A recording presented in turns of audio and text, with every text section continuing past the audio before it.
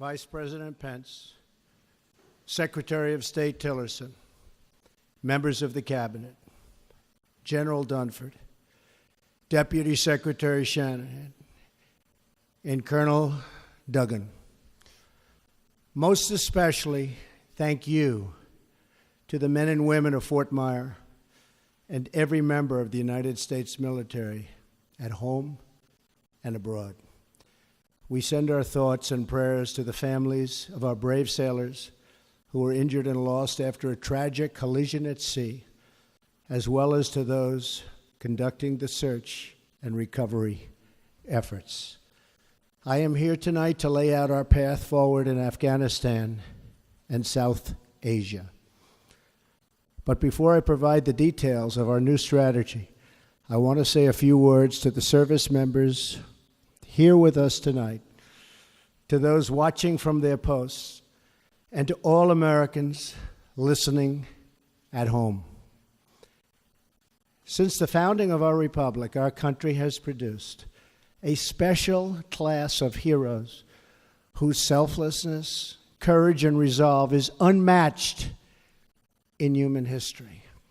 American patriots from every generation have given their last breath on the battlefield for our nation and for our freedom. Through their lives, and though their lives were cut short, in their deeds they achieved total immortality.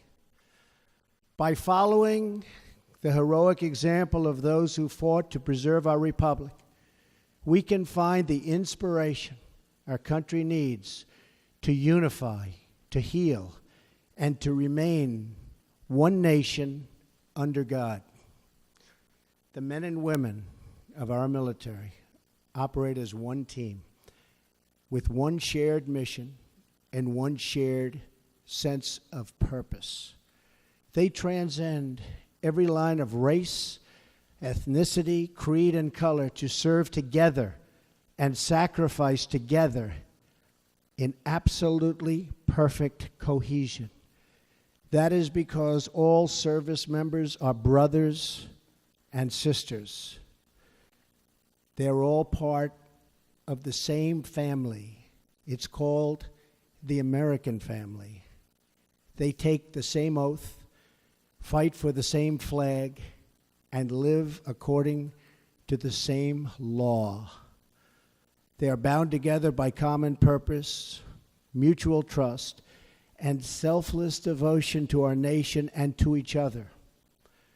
The soldier understands what we as a nation too often forget, that a wound inflicted upon a single member of our community is a wound inflicted upon us all.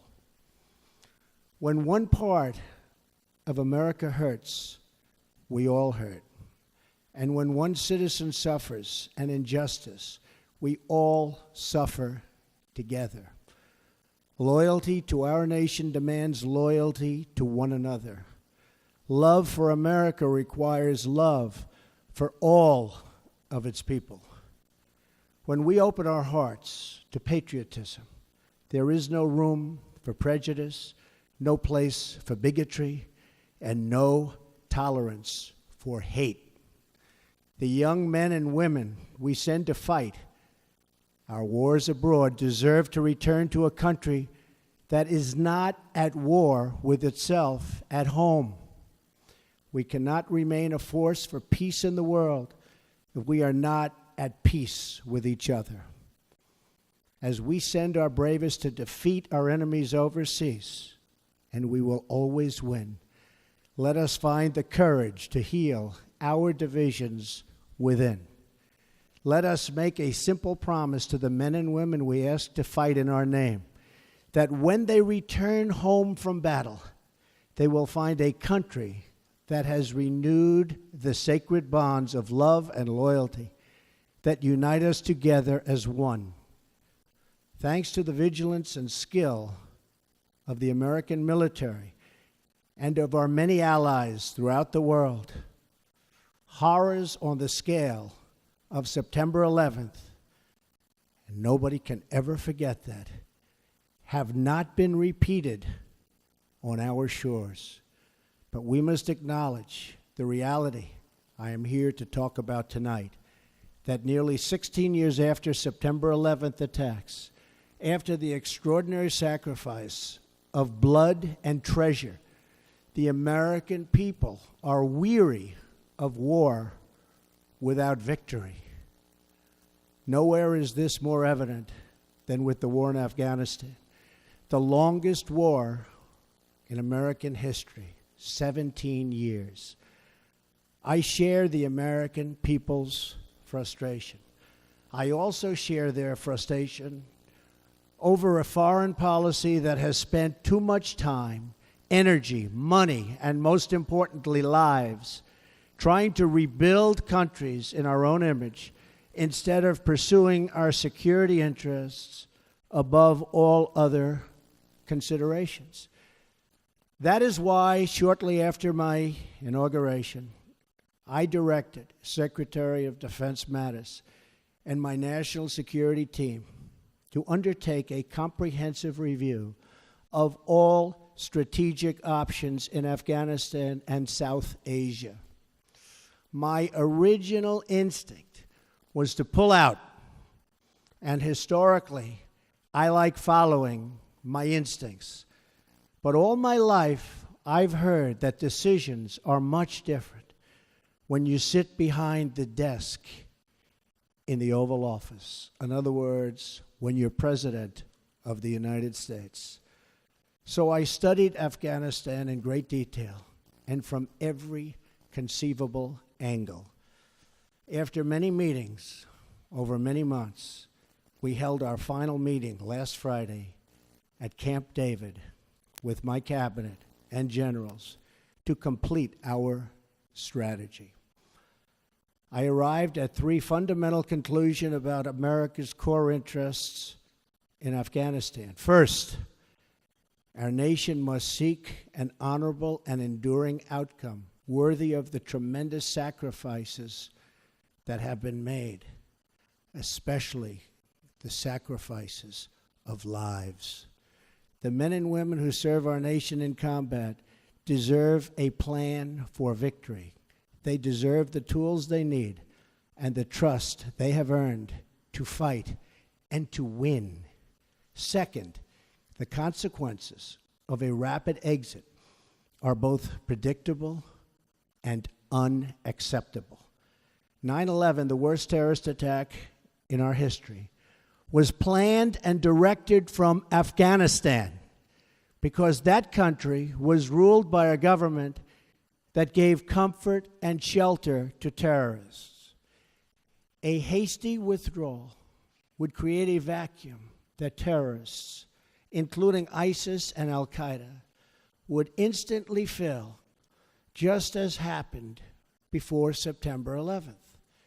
And as we know, in 2011, America hastily and mistakenly withdrew from Iraq. As a result, our hard-won gains slipped back into the hands of terrorist enemies. Our soldiers watched as cities they had fought for and bled to liberate and won were occupied by a terrorist group called ISIS. The vacuum we created by leaving too soon gave safe haven for ISIS to spread, to grow, recruit, and launch attacks. We cannot repeat in Afghanistan the mistake our leaders made in Iraq. Third and finally, I concluded that the security threats we face in Afghanistan and the broader region are immense. Today, 20 U.S. designated foreign terrorist organizations are active in Afghanistan and Pakistan, the highest concentration in any region, anywhere in the world. For its part, Pakistan often gives safe haven to agents of chaos, violence, and terror. The threat is worse because Pakistan and India are two nuclear-armed states whose tense relations threaten to spiral into conflict, and that could happen. No one denies that we have inherited a challenging and troubling situation in Afghanistan and South Asia, but we do not have the luxury of going back in time and making different or better decisions. When I became president, I was given a bad and very complex hand, but I fully knew what I was getting into. Big and intricate problems. But one way or another, these problems will be solved. I'm a problem solver. And in the end, we will win. We must address the reality of the world as it exists right now, the threats we face, and the confronting of all of the problems of today, and extremely predictable consequences of a hasty withdrawal. We need look no further than last week's vile, vicious attack in Barcelona to understand that terror groups will stop at nothing to commit the mass murder of innocent men, women, and children. You saw it for yourself. Horrible. As I outlined in my speech in Saudi Arabia 3 months ago, America and our partners are committed to stripping terrorists of their territory, cutting off their funding, and exposing the false allure of their evil ideology. Terrorists who slaughter innocent people will find no glory in this life or the next.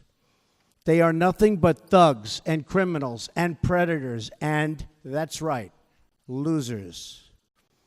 Working alongside our allies, we will break their will, dry up their recruitment, keep them from crossing our borders, and yes, we will defeat them, and we will defeat them handily. In Afghanistan and Pakistan, America's interests are clear. We must stop the resurgence of safe havens that enable terrorists to threaten America, and we must prevent nuclear weapons and materials from coming into the hands of terrorists and being used against us or anywhere in the world, for that matter. But to prosecute this war, we will learn from history. As a result of our comprehensive review, American strategy in Afghanistan and South Asia will change dramatically in the following ways. A core pillar of our new strategy is a shift from a time-based approach to one based on conditions. I've said it many times, how counterproductive it is for the United States to announce in advance the dates we intend to begin or end military options. We will not talk about numbers of troops or our plans for further military activities. Conditions on the ground, not arbitrary timetables, will guide our strategy from now on. America's enemies must never know our plans or believe they can wait us out. I will not say when we are going to attack, but attack we will. Another fundamental pillar of our new strategy is the integration of all instruments of American power, diplomatic, economic, and military, toward a successful outcome. Someday, after an effective military effort, perhaps it will be possible to have a political settlement that includes elements of the Taliban in Afghanistan. But nobody knows if or when that will ever happen. America will continue its support for the Afghan government and the Afghan military as they confront the Taliban in the field. Ultimately, it is up to the people of Afghanistan to take ownership of their future, to govern their society, and to achieve an everlasting peace. We are a partner and a friend, but we will not dictate to the Afghan people how to live or how to govern their own complex society. We are not nation building again. We are killing terrorists. The next pillar of our new strategy is to change the approach and how to deal with Pakistan. We can no longer be silent about Pakistan's safe havens for terrorist organizations, the Taliban, and other groups that pose a threat to the region and beyond. Pakistan has much to gain from partnering with our effort in Afghanistan. It has much to lose by continuing to harbor criminals and terrorists. In the past, Pakistan has been a valued partner. Our militaries have worked together against common enemies. The Pakistani people have suffered greatly from terrorism and extremism. We recognize those contributions and those sacrifices. But Pakistan has also sheltered the same organizations that try every single day to kill our people. We have been paying Pakistan billions and billions of dollars. At the same time, they are housing the very terrorists that we are fighting. But that will have to change, and that will change immediately. No partnership can survive a country's harboring of militants and terrorists who target U.S. service members and officials. It is time for Pakistan to demonstrate its commitment to civilization, order, and to peace. Another critical part of the South Asia strategy for America is to further develop its strategic partnership with India, the world's largest democracy and a key security and economic partner of the United States. We appreciate India's important contributions to stability in Afghanistan, but India makes billions of dollars in trade with the United States, and we want them to help us more with Afghanistan, especially in the area of economic assistance and development. We are committed to pursuing our shared objectives for peace and security in South Asia and the broader Indo-Pacific region. Finally, my administration will ensure that you, the brave defenders of the American people, will have the necessary tools and rules of engagement to make this strategy work and work effectively and work quickly. I have already lifted restrictions the previous administration placed on our warfighters that prevented the Secretary of Defense and our commanders in the field from fully and swiftly waging battle against the enemy. Micromanagement from Washington, D.C. does not win battles. They are won in the field, drawing upon the judgment and expertise of wartime commanders and frontline soldiers, acting in real time with real authority and with a clear mission to defeat the enemy. That's why we will also expand authority for American armed forces to target the terrorist and criminal networks that sow violence and chaos throughout Afghanistan. These killers need to know they have nowhere to hide, that no place is beyond the reach of American might and American arms. Retribution will be fast and powerful. As we lift restrictions and expand authorities in the field, we are already seeing dramatic results in the campaign to defeat ISIS, including the liberation of Mosul in Iraq. Since my inauguration, we have achieved record-breaking success in that regard. We will also maximize sanctions and other financial and law enforcement actions against these networks to eliminate their ability to export terror. When America commits its warriors to battle, we must ensure they have every weapon to apply swift, decisive, and overwhelming force. Our troops will fight to win. We will fight to win. From now on, victory will have a clear definition: attacking our enemies, obliterating ISIS, crushing al-Qaeda, preventing the Taliban from taking over Afghanistan, and stopping mass terror attacks against America before they emerge. We will ask our NATO allies and global partners to support our new strategy with additional troop and funding increases in line with our own. We are confident they will. Since taking office, I have made clear that our allies and partners must contribute much more money to our collective defense, and they have done so. In this struggle, the heaviest burden will continue to be borne by the good people of Afghanistan and their courageous armed forces. As the Prime Minister of Afghanistan has promised, we are going to participate in economic development to help defray the cost of this war to us. Afghanistan is fighting to defend and secure their country against the same enemies who threaten us. The stronger the Afghan security forces become, the less we will have to do. Afghans will secure and build their own nation and define their own future. We want them to succeed, but we will no longer use American military might to construct democracies in faraway lands or try to rebuild other countries in our own image. Those days are now over. Instead, we will work with allies and partners to protect our shared interests. We are not asking others to change their way of life, but to pursue common goals that allow our children to live better and safer lives.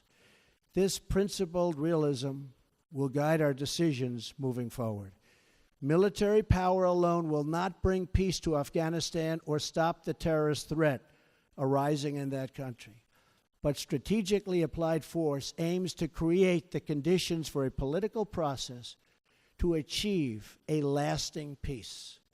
America will work with the Afghan government as long as we see determination and progress. However, our commitment is not unlimited, and our support is not a blank check. The government of Afghanistan must carry their share of the military, political, and economic burden. The American people expect to see real reforms, real progress, and real results. Our patience is not unlimited. We will keep our eyes wide open. In abiding by the oath I took on January 20th, I will remain steadfast in protecting American lives and American interests. In this effort, we will make common cause with any nation that chooses to stand and fight alongside us against this global threat. Terrorists, take heed. America will never let up until you are dealt a lasting defeat. Under my administration, many billions of dollars more is being spent on our military, and this includes vast amounts being spent on our nuclear arsenal and missile defense. In every generation, we have faced down evil, and we have always prevailed. We prevailed because we know who we are and what we are fighting for. Not far from where we are gathered tonight, hundreds of thousands of America's greatest patriots lay in eternal rest at Arlington National Cemetery. There is more courage, sacrifice, and love in those hallowed grounds than in any other spot on the face of the earth. Many of those who have fought and died in Afghanistan enlisted in the months after September 11th, 2001. They volunteered for a simple reason. They loved America, and they were determined to protect her. Now we must secure the cause for which they gave their lives. We must unite to defend America from its enemies abroad. We must restore the bonds of loyalty among our citizens at home. And we must achieve an honorable and enduring outcome worthy of the enormous price that so many have paid. Our actions, and in months to come, all of them will honor the sacrifice of every fallen hero, every family who lost a loved one, and every wounded warrior who shed their blood in defense of our great nation. With our resolve, we will ensure that your service and that your families will bring about the defeat of our enemies and the arrival of peace. We will push onward to victory with power in our hearts, courage in our souls, and everlasting pride in each and every one of you. Thank you. May God bless our military, and may God bless the United States of America. Thank you very much. Thank you.